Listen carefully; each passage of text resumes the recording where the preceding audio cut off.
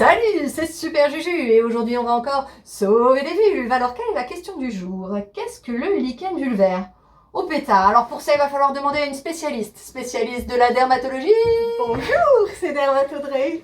Salut, comment tu vas? Ça va bien et toi? Bon, j'ai une question pour toi. Qui est concerné par le lichen vulvaire? Le lichen vulvaire, ça concerne le plus souvent les femmes après la ménopause. D'accord. Et quels vont être les symptômes qu'elles vont ressentir? On peut avoir des symptômes de douleur, c'est-à-dire des picotements, des brûlures, mais aussi des démangeaisons ou bien des douleurs pendant les rapports. D'accord. Et toi, quand tu vas regarder au niveau de la vulve des femmes, qu'est-ce que tu vas voir? Les signes peuvent être assez variés puisqu'on en a différentes formes. On a soit des zones qui sont un peu épaissies, rugueuses, on dit lichenifiées. Ok. Soit on a des zones qui vont être scléreuses, atrophiques, donc la muqueuse elle devient un peu blanchâtre, fine, elle est plus fragile, elle peut développer des petites plaies.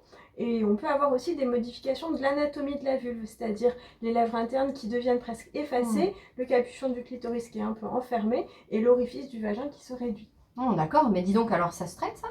Oui, ça se soigne. Les modifications anatomiques ne sont pas modifiées par les traitements, mais par contre, les traitements vont agir sur les symptômes, les douleurs, les brûlures, etc. On utilise des crèmes à base de cortisone qui vont diminuer l'inflammation qui est la base du lichen. Donc c'est un traitement suspensif qui va agir sur les symptômes et qui doit être assez prolongé. On applique de la crème pendant plusieurs semaines.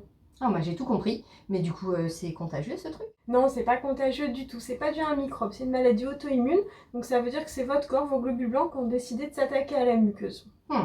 D'accord, alors attends, si j'ai bien compris, du coup on peut faire l'amour. Oui, on peut faire l'amour, mais comme la vulve est quand même modifiée, il faut prendre son temps et utiliser beaucoup de lubrifiant. Le lube c'est la vie. C'est ça. On peut utiliser des probiotiques et des traitements hormonaux locaux pour aider à la trophicité, c'est-à-dire au bon état de la muqueuse. D'accord, mais je vais avoir une dernière question pour toi. Est-ce que ça peut devenir cancéreux?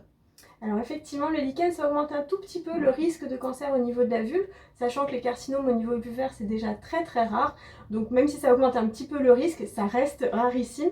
Et c'est important quand même de continuer son suivi médical, gynécologique et dermatologique. En général, on programme une consulte tous les 6 mois. Ah, c'est parfait, j'ai tout compris. Merci Dermatodrec, grâce à toi on a encore Merci, sauvé les vulves. À bientôt.